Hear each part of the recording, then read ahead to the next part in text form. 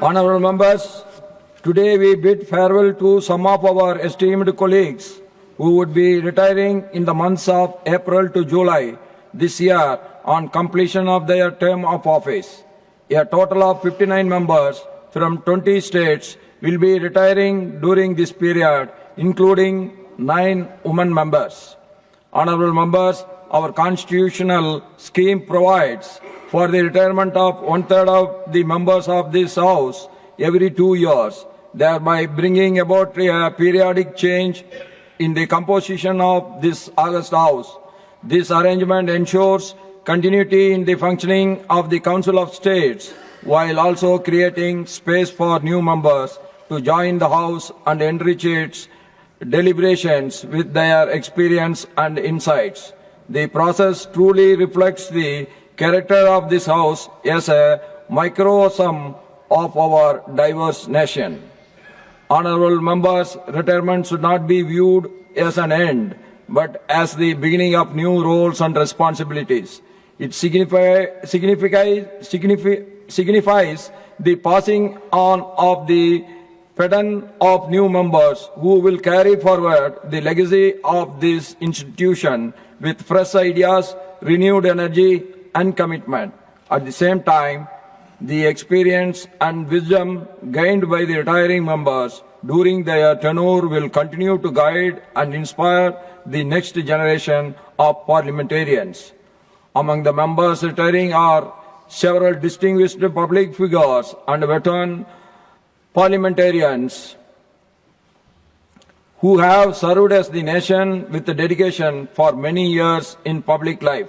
Shriman H.D. Deve Gowda ji, former Prime Minister of India, is a distinguished leader whose presence has added great stature to the House. With his long experience in parliamentary and public life and his deep commitment to the interests of the farmers and rural communities, he has brought valuable perspectives to the debate of this House. The House has also benefited greatly from the leadership and experience of Shriman Mallikarjun Kharge ji, the Honourable Leader of the Opposition in the Rajya Sabha. With his long and distinguished parliamentary career in both Lok Sabha and Rajya Sabha, Shriman Kharge ji has been an important voice in the democratic functioning of this House.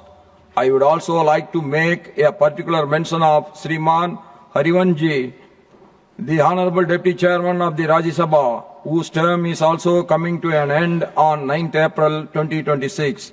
Shri Harivansh ji has presided over this House with dignity, impartiality and a deep sense of responsibility.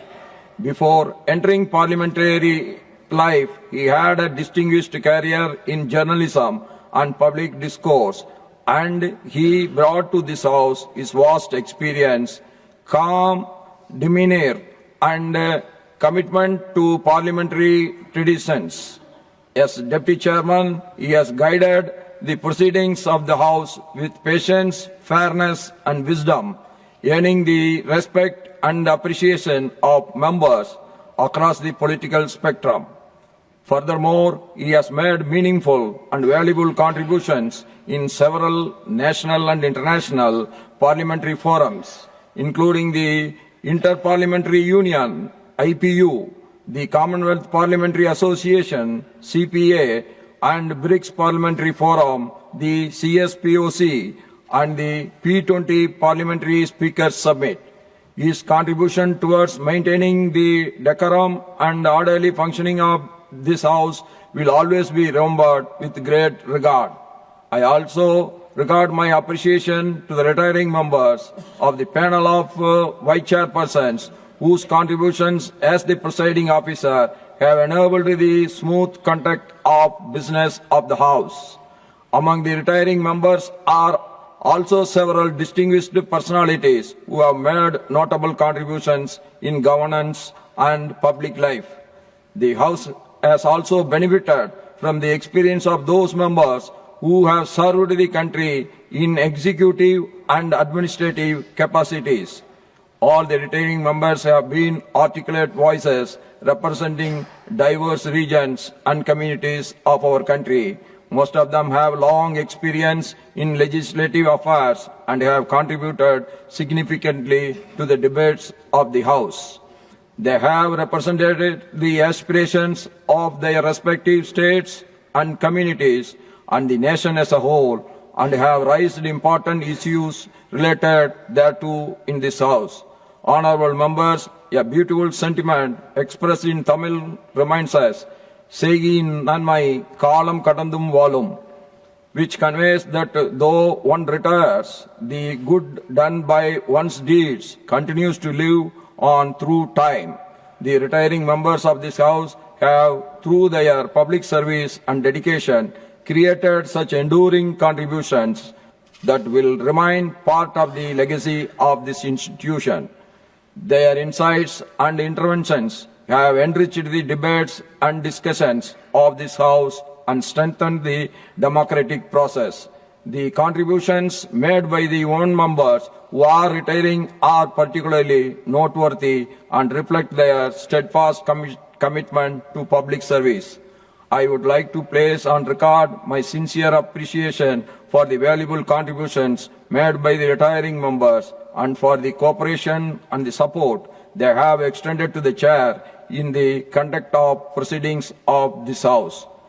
Some among the retiring members have already been re-elected to this House, and I am sure a few more will be re-elected, and their experience will once again enrich the deliberations of this august institution. Farewell is always a painful moment, marked by a sense of parting, yet made meaningful by the lasting memories and contributions that endure. As they conclude their term in this august House, I wish all the retiring members good health, happiness and success in their future endeavors. I am confident that they will continue to serve the nation and the people with the same dedication and commitment that they have demonstrated during their tenure in this House.